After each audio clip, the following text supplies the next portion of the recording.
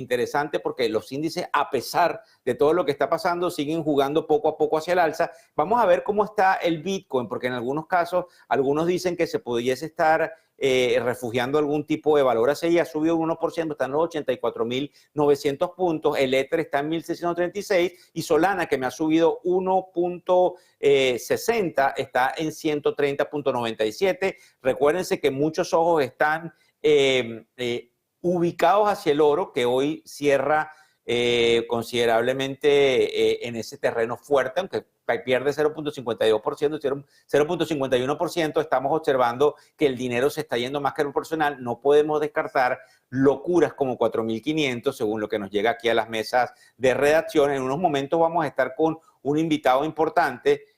Su nombre es Marc Lo Presti. Yo no sé si el equipo de producción lo puede poner. Vamos a conversar con Marc.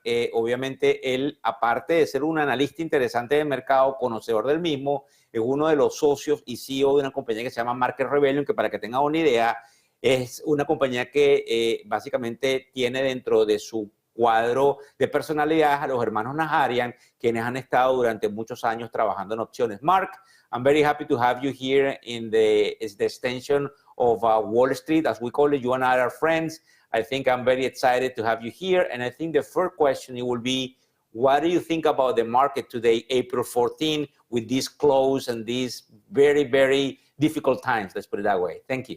Well, we have to start by, first of all, it's great to see you, my friend. And second of all, huge congratulations with the runaway success of this network. It's nothing short of remarkable, and you can have me or Pete or John, my business partners, on anytime you want. Just give us a little notice, and we'll be more than happy to be there.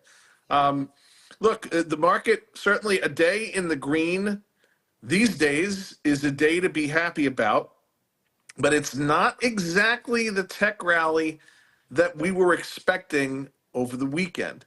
There was a lot of hype, and by the way, sometimes this is to be expected, you know, a sell the news kind of thing. There was a lot of hype on Sunday. There was a lot of talk in the Twitter sphere and on the blogs when President Trump announced that very important pause, or exemption, I should say, on semiconductors and consumer electronics from that very draconian 145% tariff on China. Kept them still subject to the 20% original tariff, but not that additional 145% tariff. We expected that that was going to cause a very nice rally in tech this morning. It certainly looked that way in the pre-technology names, the NASDAQ QQQ, kind of the easiest way of watching the tech sector, and the NASDAQ broadly in one ETF, showed it was going to open up as much as 2.25%. We got a little bit of a bump there in the morning, but then uncertainty, which has been the driver of markets for several weeks now, came back into play as to how long will this reprieve last. It was a temporary exemption. And by the way, you can't call it an exception because President Trump said, no exceptions. These are the tariffs. Take it or leave it. Come to the table, make a deal, but I ain't budging. Well, clearly, he's budging a little bit, and I think quite a lot of it, Victor, was at the behest of some of the major tech CEOs that made some phone calls we've heard to the White House on Friday after the market closed and said, hey, we're going to have a serious problem if we don't have access in this country to the semiconductors and chips and things that we do still rely on coming out of China, even for domestic production of technology. But again, that relief rally in tech did not pan out the way that it was planned, but we're closed in the green, up 342 points on the S&P, so I guess they probably shouldn't be complaining that much. Listen, I appreciate, actually, as I mentioned, you coming and doing this analysis. And I think that for the audience, what is important is knowing what you see in the option plays, because Market Rebellion is one of the leader in options and try to figure out where the book of money is going and hedging. I don't know if you can tell us a little bit what you're seeing in the market. A lot of things happening with other markets like the gold, like the 10 years. The traders that are basically seeing all this movement are very concerned that this might lead to another financial crisis. So in your opinion, where do you think the money is going at this moment? And do you think that is a buying opportunity now for the midterm, long term, as Tom Lee is saying all the time based on probabilities? Or do you think that we're going to have this shoppiness for the next couple of quarters, Mark? I don't think it's going to be the next couple of quarters, and I will tell you why. There is a timeline that most economists, including our friend Tom Lee, have, I think, nailed down pretty precisely, and that is to say, how long can we remain in this trade war? How long can we remain with these retaliatory tariffs going back and forth with different countries before we wind up in a recession? And that is a ticking time bomb, if you will, Victor. So we think the president's probably got 6 weeks or so to get all this stuff straightened out before the damage becomes somewhat irreversible. You've got a lot of people, even like Larry Fink from BlackRock, Ray Dalio from Bridgewater coming out this morning. Of course, Jamie Dimon last week saying we may already be in a recession. We're increasing our chances 60%, 65% of a recession. I don't think that's true. I am not as pessimistic. I'm not as bearish as some of those talking heads. And obviously, we're talking CEOs of some of the largest financial institutions in this country. But they're sending a message to President Trump with that kind of language, Victor, that you don't have forever to get this worked out, which is why when we heard word from the White House over the weekend that 50 countries have come forward, 70 countries have come forward, now 130 countries have come forward to make a deal with the president. That's a good sign. That's a sign that they are. I mean, look, bear in mind, Victor, and you and I have talked about this in person many times, and I know that and have interviewed some of the people in the president's cabinet. Howard Lutnick understands the stock market, okay?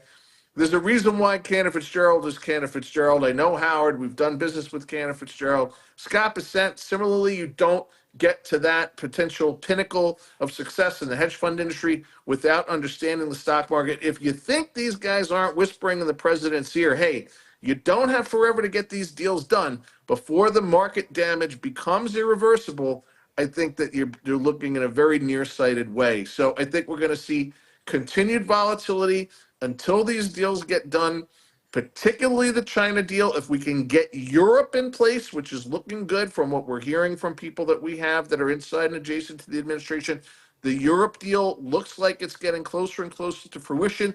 That isolates China. That's part of the president's strategy. You can't take the world on by yourself. That has not gone well historically when it's one country against the world.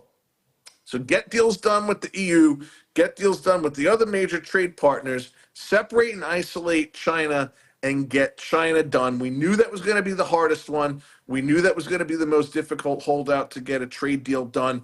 That's going to take the longest. But again, Victor, the president knows we're dealing with a melting ice cube here, and he can't take forever before we do wind up in a recession. Not a financial crisis, but in a recession. Mark, listen. You basically explained it very nicely to the audience, and I'm very happy you are so positive and bullish.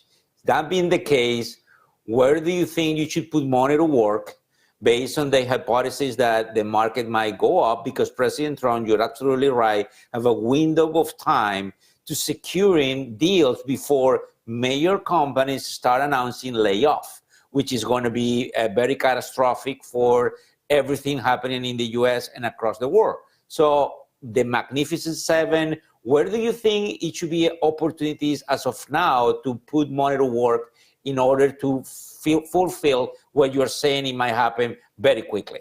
Well, so listen, the sector that got sold off the most, surprisingly, the tech sector, right? And that is not because investors have suddenly decided that they don't believe in tech, or they don't believe in the growth of AI, or they don't believe in the growth of data centers, or they don't believe in the growth or the promise of quantum computing, or, Victor, maybe even more importantly, the national security interests that are represented by having the United States become the dominant force, the global leader in these technologies, because the modern arms race, the global arms race that's going on right now in this world is not one of missiles and nuclear warheads, thank God. It's one of advancements in technology, the two main things being artificial intelligence and quantum computing.